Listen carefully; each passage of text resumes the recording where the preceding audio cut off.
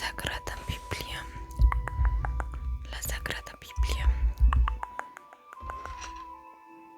Aquí te tengo la Sagrada Biblia. Lo que había antes. La introducción de la Biblia ya te la dejé en otro videíto para que vayas a verlo. Vamos a comenzar con este videíto. Aquí ya encendí esta velita.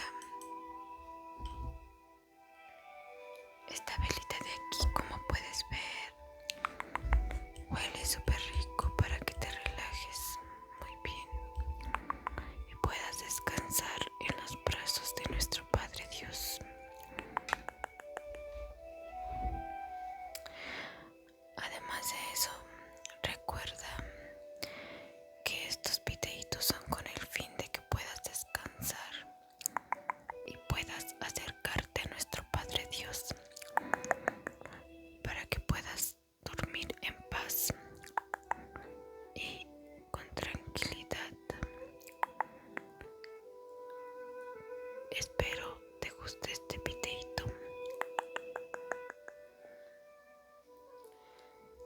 Vamos a persignarnos para comenzar. Por la señal de la Santa Cruz de nuestros enemigos, líbranos, Señor Dios nuestro, en el nombre del Padre, del Hijo, del Espíritu Santo. Amén. Vamos a comenzar entonces.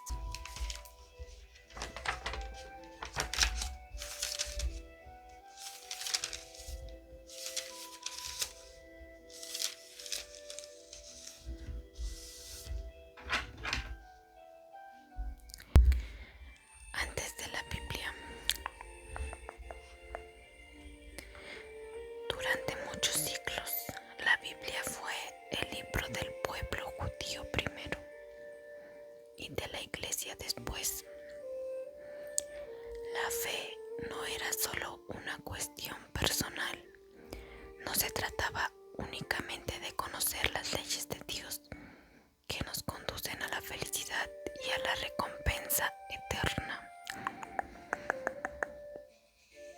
sino que toda la Biblia giraba en torno a una alianza de Dios con la humanidad. Había habido un punto de partida, etapas, y habría al final una recapitulación de nuestra raza.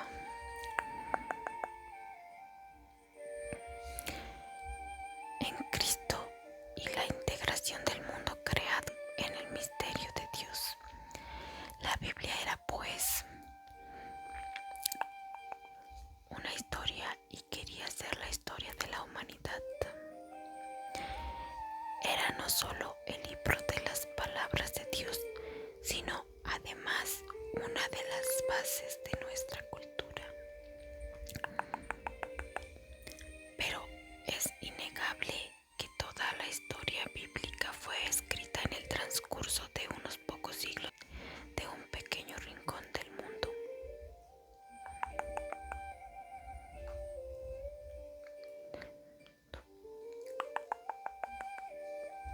Aunque este lugar fuera, como lo afirmaremos más adelante, un sector muy privilegiado, los autores bíblicos no podían ver desde su ventana más que un pequeño trocito del espacio y del tiempo. Cuando buscaban más allá de su historia particular, no alcanzaban más datos de los que transmitían las antiguas tradiciones. Para ellos no cabía duda alguna que Dios lo había creado todo al principio.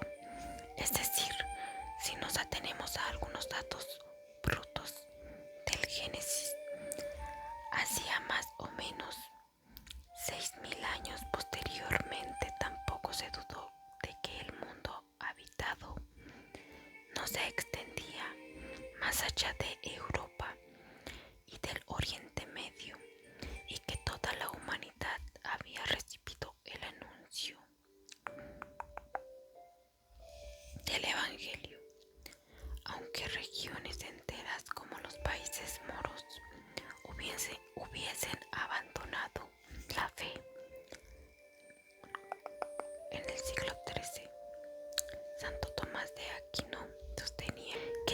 casualidad había todavía alguien que siguiera ignorando el mensaje cristiano, como sería, por ejemplo, alguien que hubiera pasado toda su vida en el fondo de un bosque. Dios no dejaría de mandarle a un ángel para darle a conocer su palabra. Fue solo en el siglo XVIII cuando la ciencia comenzó a hacer tambalear esas certezas. En primer lugar, la noción del tiempo. Un primer paso fue el descubrimiento de la enormidad del tiempo que fue necesaria para que se formara la Tierra y de innumerables especies de animales y vegetales que desaparecieron de la Tierra después de haberla habitado. Así se pasó rápidamente de los 6.000 años tradicionales a millones y a miles de millones de años. Una segunda etapa afectó mucho más profundamente la visión del mundo y fue la intuición primero, y pruebas cada vez más numerosas desaparecieron por clasificar a las especies vivientes o extinguidas según sus semejanzas o diferencias. No fueron necesarios muchos años para que el cuadro se transformara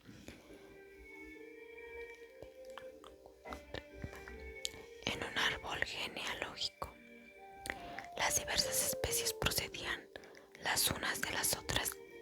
Se fueron diseñando troncos comunes, ramificaciones, y las formas o articulaciones eran más o menos parecidas, según si el parentesco era más o menos lejano. Esa nueva imagen de una creación en perpetuo crecimiento cuadraba con las intuiciones de algunos padres de la Iglesia. Fue vista, sin embargo, por todo el mundo cristiano como una peligrosa amenaza para la fe. Una de las razones para rechazarla fue la filosofía, o por decir mejor, la fe racionalista o antirreligiosa de numerosos científicos de los 2 últimos siglos.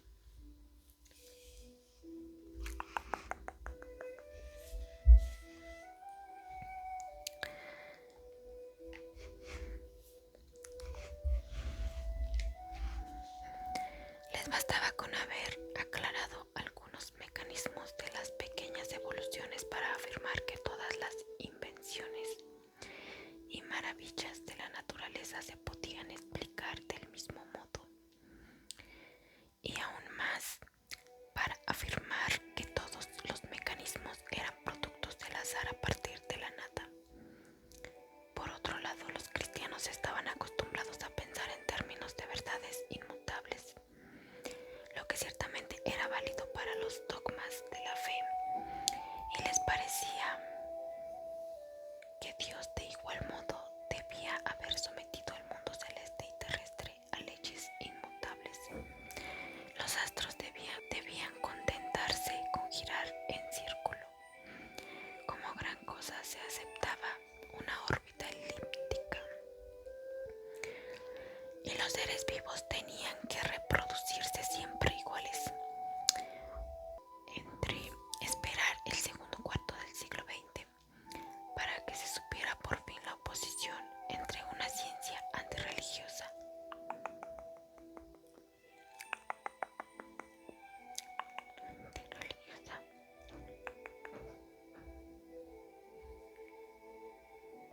en sus pretensiones y una fe que quería ignorar los hechos. ¿A dónde queremos llegar con esto?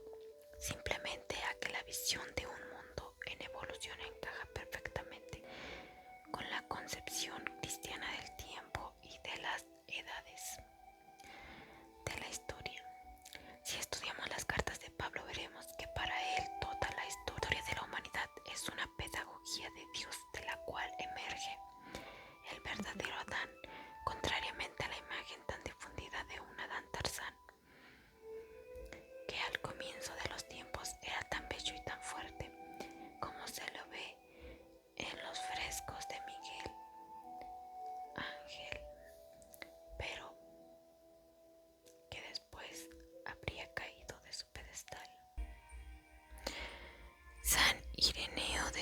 donde Pablo veía a toda la humanidad dirigida por la pedagogía de Dios hacia una completa realización de la raza o de la comunidad humana.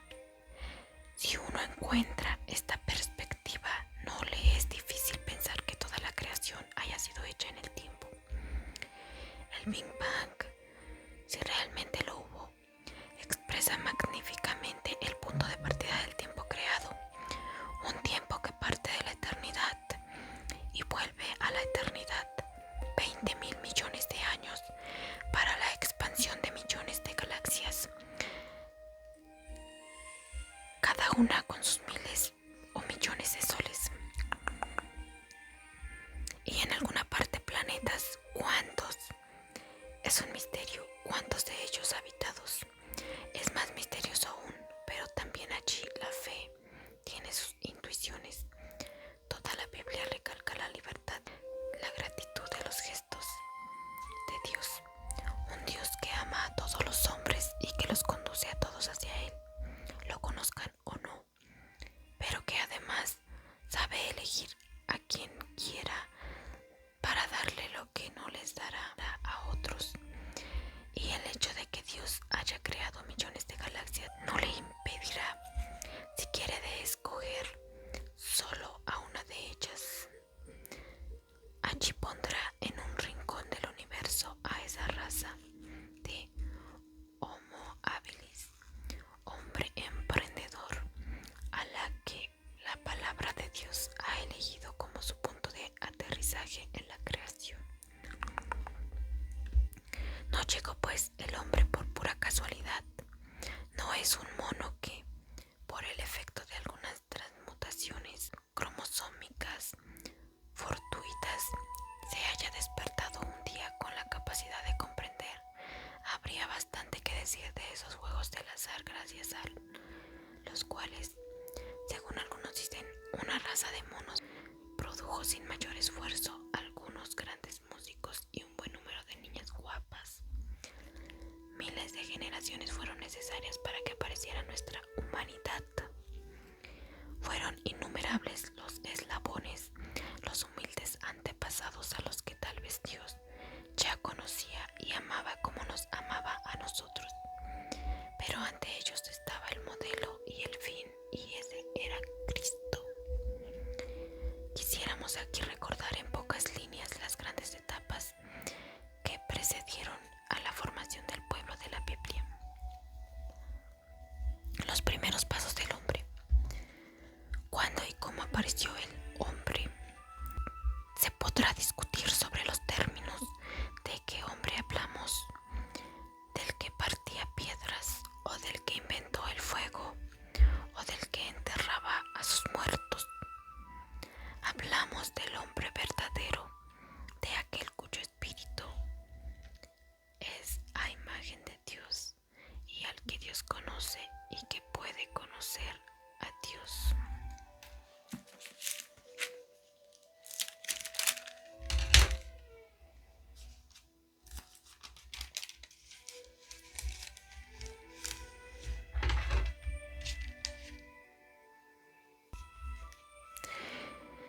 Nadie puede responder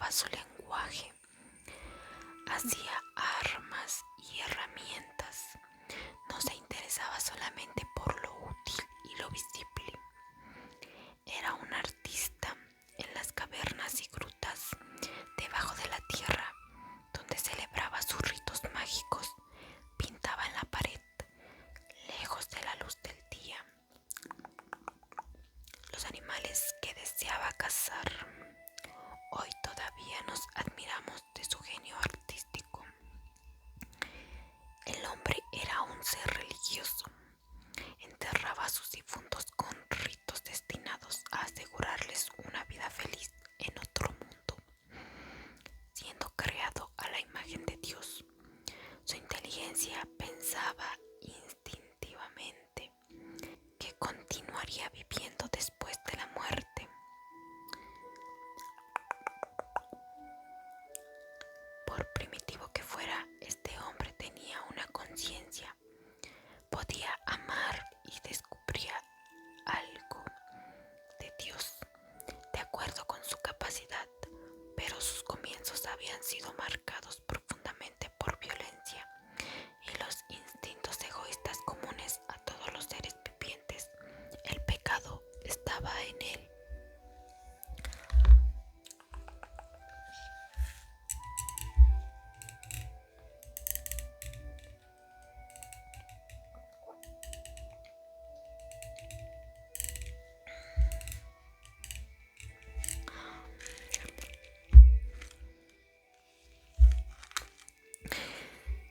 Las primeras civilizaciones, hace unos 10.000 años, un cambio se preparó en la humanidad.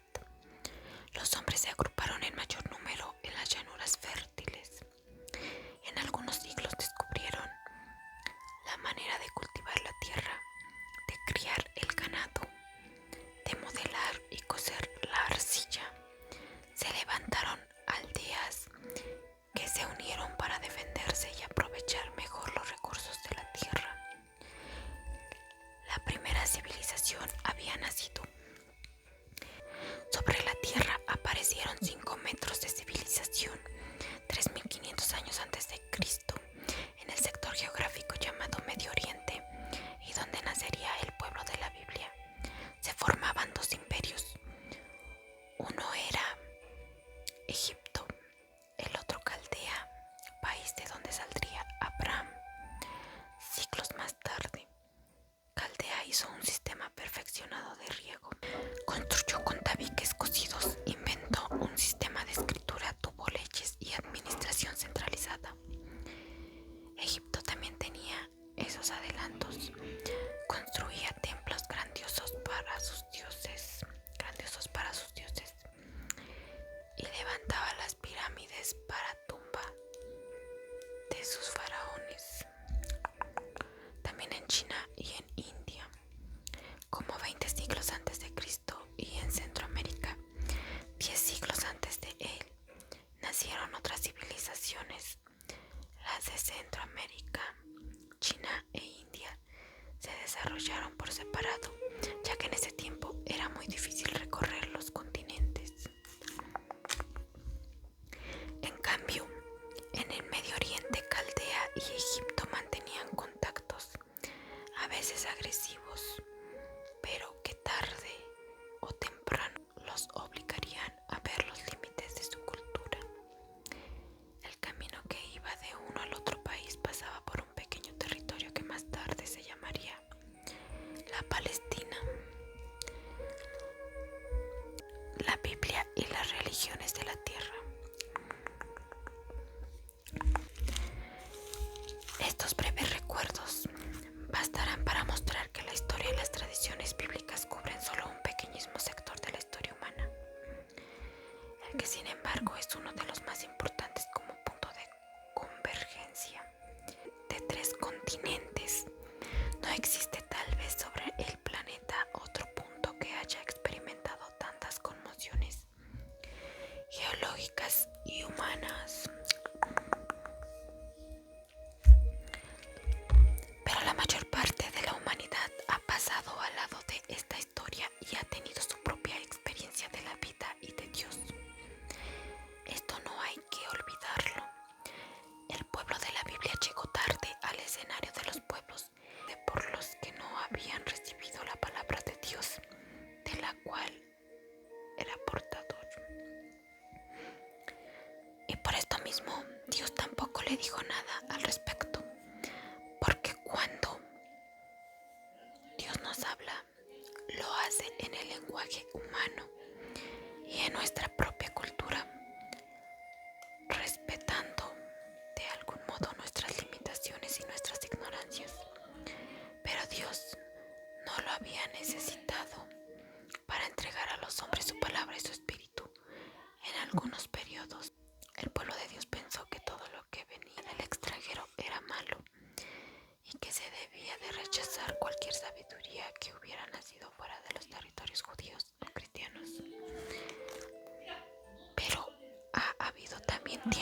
curiosidad, en los que la fe se enriqueció en contacto con otras culturas, sus profetas y sus pensadores. No debemos, pues, pedirle a la Biblia demasiadas respuestas sobre la manera como Dios ha hablado en otras culturas, sobre cómo el Espíritu ha estado actuando en medio de ellas, sobre cómo las energías que irradian de Cristo resucitado alcanzan hoy en día a todas esas personas y cómo se salvan por el único Salvador.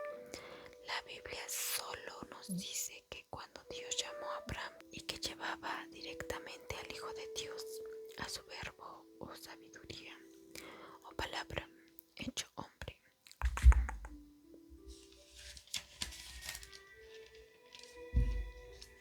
Aquí acabamos de leer lo que había antes de la Biblia. La verdad se escucha muy interesante. Espero te haya gustado esta lectura antes de la Biblia. Aquí nos dice que cuando comenzó la ciencia, todo lo religioso se fue como olvidando y se fue creyendo menos, porque había tantas explicaciones científicas que los humanos dejaban de creer en nuestro Padre Dios. Algo así nos da a entender. Por las investigaciones científicas y todo eso, que daban una gran y breve explicación, fue que la palabra de Dios ya no les era tan creíble. Pero debemos